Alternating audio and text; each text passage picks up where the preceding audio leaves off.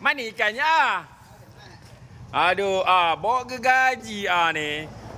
Apa dia bawanya? Syam. Syam. Pengalan.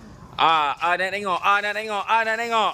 Okey, alhamdulillah. Tenggalan Tenggalan. Ni saya apa saya apa sorry Saya apa Haji? Ni Haji. 2 kilo.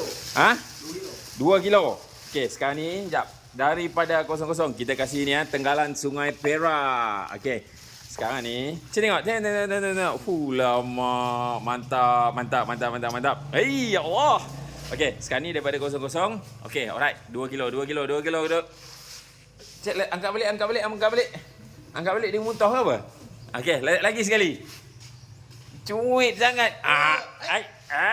Ini cuit sangat punya pasal ni. Aduh, tak apa. 195. Alah. 195 cuit-cuitnya. Tambah sikit je.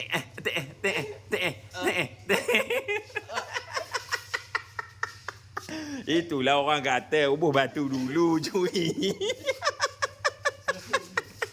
Okey, alhamdulillah. Saiz 2 kilo 2 kilo Tenggalan Sungai Perak. Mampu. Tweet sikit. Tweet. Okey, alhamdulillah. Rezeki. Ini tukang mencari, yang ni tukang mengantar. Alhamdulillah. Ini tadi ada sahabat-sahabat kita semua mengantar ikan lawang lah apa semua. Okey, mantap rezeki tak salah alamat. Okey, kita rasmilah tempat baru.